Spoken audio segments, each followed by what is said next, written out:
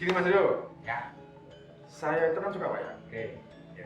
Saya boleh nggak kira apa namanya menggabungkan situasi terkini dengan cerita pewayangan yang saya tahu. Oh, boleh. Boleh. Akan sangat memperkaya sudut pandang kita. Oh. Tapi sebentar, Yan, ayo gabung Yan. Oh iya. Kata orang gemu loh Oh, ya. ah. Iya Yan.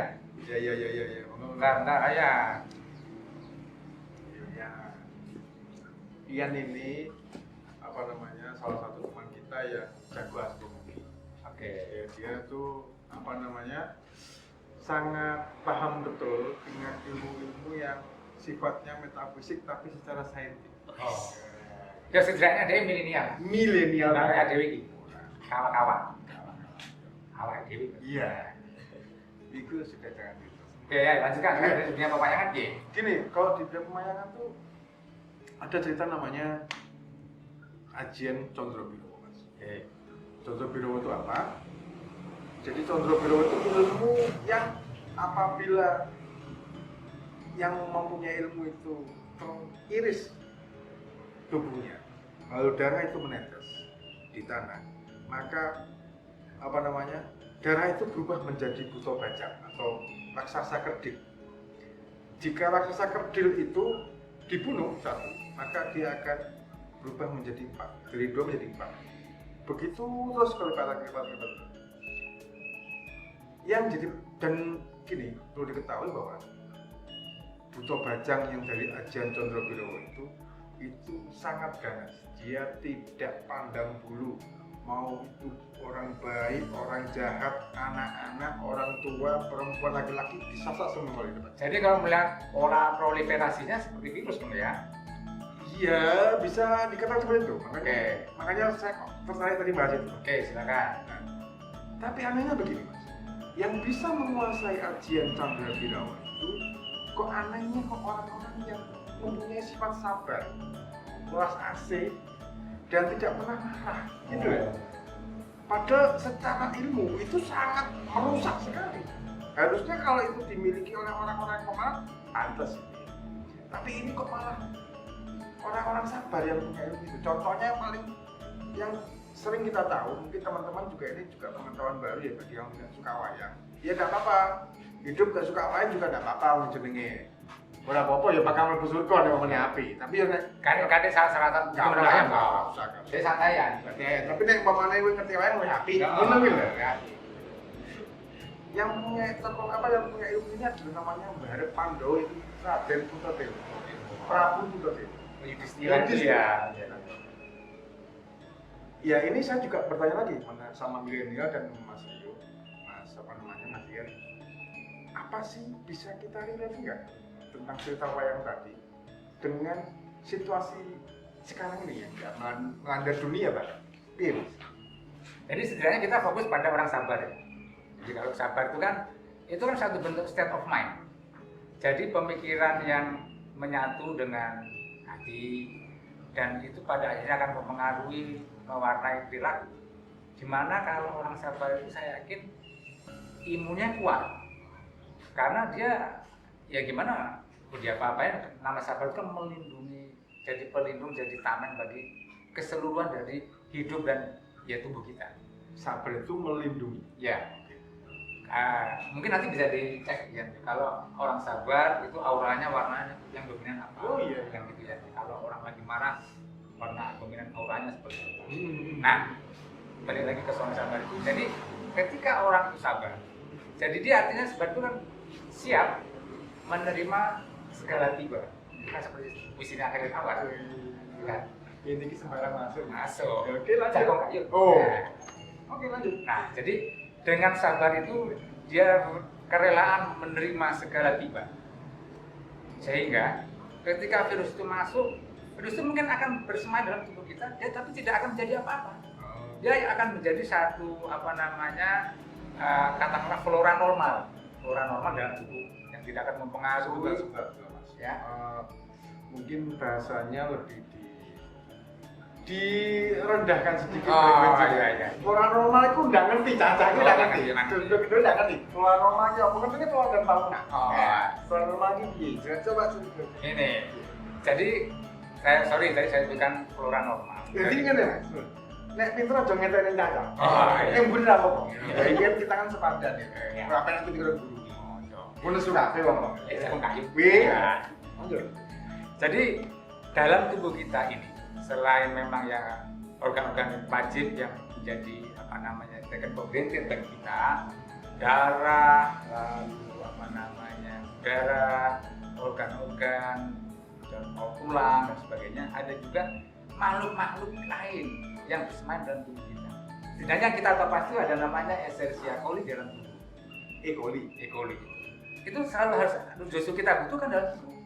Tapi ketika jumlahnya melebihi kadar maksimalnya, dia akan menjadi patogen, menjadi penyakit. Nah, demikian juga pada orang sabar itu tadi. Virus bolehlah masuk ke dalam dirinya. Tapi ketika kondisi keseluruhan apa nama secara holistik dia sabar, nerimo, pandung itu tadi, maka virus itu akan jadi bagian dari kehidupannya. Enggak akan menjadi unsur yang membuatnya sakit. Nah, seperti itu. Nah, itu kan dari sisi kawat orang itu, Pak. Coba menunggu. Wih. Gitu ya. Tapi kadang-kadang saya tuh tidak bisa menahan umpatan. Nah, Ini nggak boleh umpat. tapi ya nggak apa-apa. Nggak apa-apa. Jangan kayu. Oke. Jadi ya apa Mas? Misalkan ini mulai dari si milenial ini menghadapi situasi yang seperti ini ya. Ya mungkin dari kita sendiri ya sebagai anak muda itu mungkin bisa dikatakan bingung ya. Bingung itu karena mungkin kita sendiri juga nggak begitu paham yang baiknya paham ini sebenarnya pandemi apa sih. Oke baiklah, mungkin ada virus yang menyerang kita semua. Kalau kita panik dan banyak orang meninggal gitu, hanya sedikit yang benar-benar memahami atau benar-benar yakin kalau ini memang ternyata. Karena kebanyakan dari kita Hanya sendiri sedikit yang yakin bahwa ini benar-benar nyata. iya, Itu parah. sepertinya kayak gitu, sepertinya kayak gitu. Tapi kenapa kita sendiri yang muda-muda itu jarang sakit begitu loh. Jadi ini serius gak sih gitu?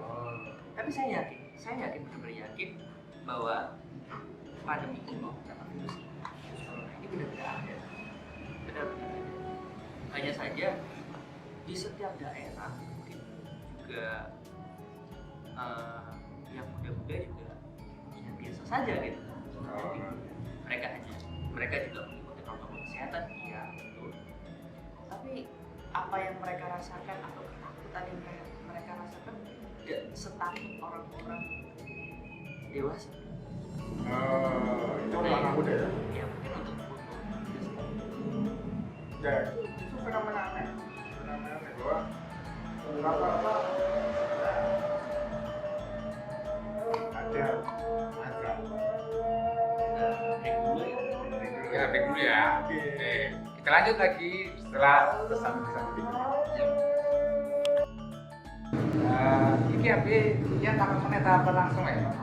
Langsung aja ya. Jadi tadi kan Ian ngomong bahwa ada sebagian besar dari milenial itu yang peduli. Nah, riuh rendang. Riuh rendangnya situasi. Padahal rendang itu makanan. Nah, iya. Tapi riuh. Riu. Enak. Oke, lanjut. Saya pikir itu sangat terhubung dengan ya memang sifat anak muda itu kan seperti itu. Yang mereka cenderung tidak peduli dan dia menunaikan karena menghindar muda. Ya mereka sebenarnya tahu betul bahwa resiko apa yang mereka akan temui bila mereka tidak mematuhi protokol kesehatan. Ya sebenarnya kita bisa lihat itu pada kafe-kafe yang tetap ramai pengunjungnya, lalu apa namanya kumpulan komunitas yang tetap melakukan aktivitas. Saya pikir ya nggak ada masalah sepanjang mereka memang tetap mematuhi protokol kesehatan. Peduli atau tidak peduli itu nomor 2. Yang jelas patuhi dulu protokol kesehatan. Patuhi dulu protokol kesehatan. Karena itu adalah langkah pertama kita untuk menuju situasi minimal tidak terpapar. Ya mungkin gini Mas. Mungkin untuk anak mudanya mungkin tidak terpapar. Mungkin masa apa namanya imunnya masih kuat. Masih Tapi kuat. kan kita nggak tahu orang tuanya. Betul. Kita nggak tahu orang sekitarnya. Ya. Kita nggak tahu apa masyarakatnya bagaimana. Tidak semua orang sesehat anak muda itu. Ya. Itu Jadi gitu ya. Jadi setidaknya apapun yang kita lakukan bukan untuk kita, tapi Betul. untuk orang lain yang di sekitar kita kan, gitu kan Mas? Iya. Jadi maskerku melindungimu, maskermu melindungi kita semua. Kayak dragon ya. Ya. Tapi nggak dibayar. Nah, nggak apa-apa. Nggak dibayar deh. Loss. Nggak dibayar lagi nih. Dan apa namanya? Oke, sekarang mungkin setelah kita ngobrol-ngobrol sejauh ini, kira-kira kesimpulan apa yang bisa kita dapatkan pada pertemuan pertama ini? Ya. Jadi teman-teman Jagung Kayun, pada kesempatan pertama kita ini kita membahas kiat hidup sehat di masa yang sekarang. Jadi sebenarnya kembali pada pengetahuan dasar yang harus tetap kita lakukan, yaitu mematuhi dan 3M loh sekarang, Iya. 5M. Ya, Nggak 17 M ya? ya, nanti dulu. Oke. Mungkin nanti bisa kita lanjutkan dalam pertemuan-pertemuan kita berikutnya. Tapi yang pasti adalah patuhi dulu protokol kesehatan, kemudian tetaplah dalam kondisi yang sukacita dengan sama sekali tidak mengabaikan kemungkinan-kemungkinan yang bisa kita terima terkait dengan persebaran virus corona ini. Iya. Jadi ingin ada yang disampaikan sebelum kita mengakhiri? Ya sudah, sebenarnya itu cukup jelas ya. Jadi bagaimana kita bisa bertahan dan peduli gitu apabila kalau sama diri kita sendiri aja belum peduli gitu ya, sama orang lain gitu. Oke, mungkin itu ya. Jadi, gini teman-teman ya, untuk para viewer, para konten-konten Jagung. Ya. Episode ini tidak yang pertama dan yang tidak yang terakhir. Nanti kedepannya Jagung Kayun akan mengupas masalah-masalah yang lebih kompleks lagi, ya kan? Entah solusi atau enggak, nggak tahu. Yang penting kita ngobrol aja. Ya. Nanti solusi dan penilaian, kesimpulan nanti biar teman-teman yang menyimpulkan. Aku rasa Jagung Kayun nanti bisa kedepannya mungkin ya lebih variatif lagi ya Mas Iro ya. Jadi nantikan aja. Jangan, yang penting banyak doa, ya kan? Banyak doa biar kita di sini selalu sehat. Nah, itu. Kalau kita sehat kan bisa sampai lagi. Jangan lupa juga supaya konservatif juga tetap sehat. Wow. Nggak pernah nyebutin awet diri kalau nggak sehat kan gitu. Betul. Masih sampai stroke. Iya. Oke, mungkin segitu saja Mas Rio. Mungkin saya Dian. Saya Rio. Dan saya Ian. Oke, selamat malam, selamat siang, dan selamat pagi untuk yang mendengarkan. Terserah aku ya, terserah aku. Kita ketemu lagi di channel kesukaan kita semua, Jagung Kayun. Kayun. Jaga nih.